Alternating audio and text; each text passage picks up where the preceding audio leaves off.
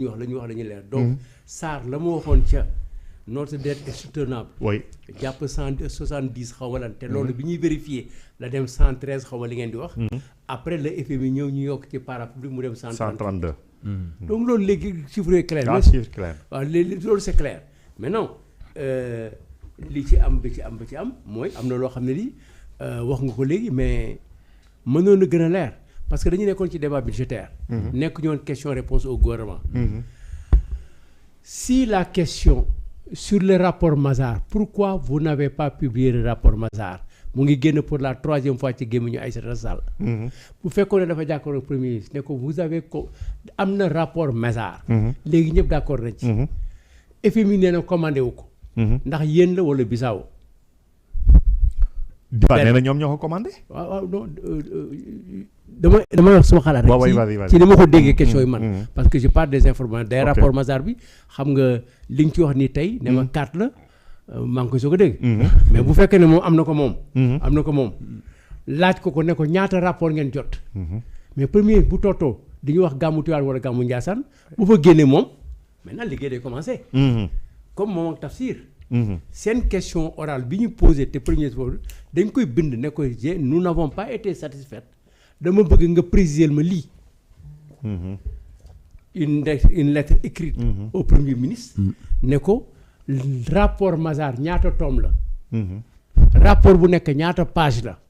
ndax mën nga ko yónnee le président de l'Assemblée nationale en tant qu'institution conformément à la loi organique portant loi des finances qui vous oblige à donner la bonne information au Parlement. C'était article bi see ko jeex na. mais pourtant Diba bi muy wax keroog mi ngi naan. parce que rapport yi dafay am confidentialité ma ngi koy wax nee na am na rek yu ñu si mën a génne yu ni mel parce que xaw na ko tontu noonu si assemblée. xam nga encore une fois loolu taf yow kii mooy. député bi taxaw di laaj yaa ngi koy indi complication yu mu amul yow la bëgg a informer.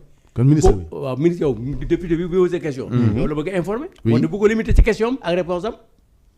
bàyyi ko liberté am yow yaa ne les députés sont libres. oui ne poser question bi mu war a poser waxuma rapport non seulement mais yónnee ko le président de l'Assemblée nationale dans le cadre de l'application de la loi. sur la bonne gouvernance qui oblige d'informer l'Assemblée parce que loolu dafa nekk ci principe yi. droit budgétaire léegi. information juste au Parlement. pour un budget comment on l'appelle budget bu normal bu sérieux boo xam ne bi bu correct la. loolu moo tax ngoonte moom loolu doon na fexe ñu avancer. bu boobaa da ngay tëjaat beneen bunt. parce que Sonko ci 1000 milliards génn na pour dem ci benn compte boo xam ne mais Tafsir dina ko war na ko wax ne ko loolu yëgoon naa ko. jot naa rapport ndàngam. bind nañ ko mais bi nga koy wax aussi loolu amoon na te waxoo ma ko. ngoonte moom 1000 milliards yi moi je suis convaincu que ministre yi xamul fi mu nekk. parce que foofu nag da ngay ñëw sa conviction. parce que loolu moom moo ci am droit. j'ai la conviction bien que parfois j'ai des doutes. que da nga ma doon nax mais man gëw ma ne mën nga ñëw ci assemblée leen nax parce que y a des ministres qui ont démissionné du gouvernement ñu yóbbu leen kaso parce qu'ils ont menti à l'Assemblée nationale. au Sénégal. France gi. nous avons les mêmes lois. comment parce que boo demee ba dañoo ba janoon député yi. ñu ne la ndax yaa def nangam nga ne defuloo ko fekk nga def ko. bu boobaa. premier ministre war na seetlu mu tàggu yow. on ne peut pas accepter. sur des questions fondamentales. ministre yi ñëw ñu laaj ko ci wolof ak ci saraxule mu tontu ne loolu amul fee mu am. bu boobaa dañ ko war a dàq wala moom mu démissionner boppam. donc problème yi mën nañ ko continuer je pense que cette affaire là. war na am ay suites très favorables. moi je félicite tout le monde d'avoir accepté cet exercice. exercice bu noble ensuite bon aussi j'ai beaucoup aimé. l'attitude de Daffé. Ayib Daffé. oui moo tax premier ministre félicité ko d'abord parce que bi mu amee une question gênante. bu metti bu diis.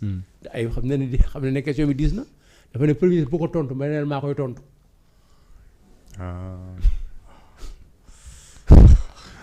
loolu président de groupe parlementaire bi moo koy xam. président groupe parlementaire. non mais parce que nga gis nga nit ku nekk. am na ay jeux boo defee lu bon gis nga Sonko mi. moo la gën a xam 1000 milliards yi foofu. fa mu nekkoon lu ko fa indi lu ko fa teg ak fu mu jógee ak fu mu dem moom rek moo ci mën a wax dara mais nag il faut le forcer à le dire da nga koy pousse ba nga def ni gars yi def police dañ lay bàyyi nga nelaw ba 3 heures du matin ñu yàlla xëpp la noo ko jóg ñu ne la gis nga Fallou fu mu ne ci xaalis bi mu ne ko joxuma ko pal dina ko jox.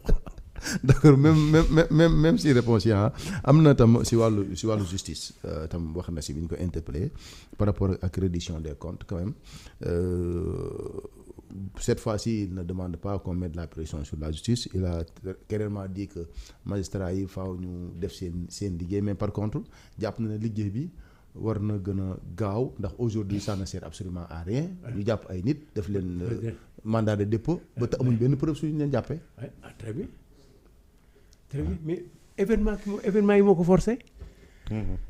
événement yi xam nga boo nekkul ci dëgg. yàlla moo lay pousse ba yàlla mooy wax ne fen du fi toog dëgg day ñëw pousse ko mu dem. wallaay moom jàpp na ne tey moom moo wax ne.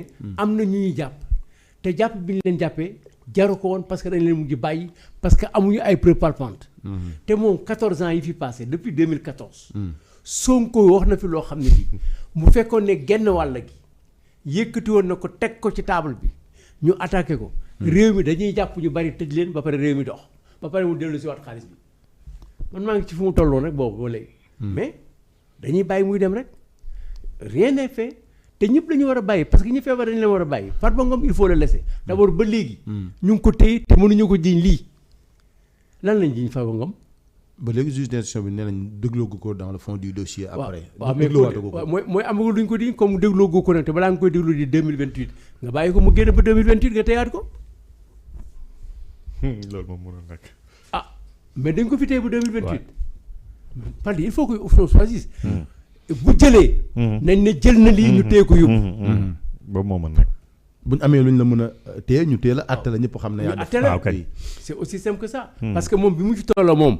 on s'est battu pour ñu bàyyi ko nit ñi dañuy xeex pour mu bàyyi ko. ñeneen ñi xeex ñun bokkuñ ci mais ñun dañ ci participer. bien sûr. man dama participer ci li ko war a bàyyi. dama bind joxe. parce que dama jàppoon ne du yoon. par conséquent ngoonte woon moom warul woon féete fii loolu moom il faut que ñu régler ko mais je pense que c'est une très bonne chose. Les choses vont s'éclaircir clarification bi mu wax et effectivement am na. D'accord. Il y a eu de la clarification parce qu'il est clair aujourd'hui que le compte existe mais c'est pas le compte le compte de cap gouvernement. bi muy wax loolu yaakaar naa clarification politique bi da doon wax mais maintenant Sonko ni mu waxee ci justice bi nii itam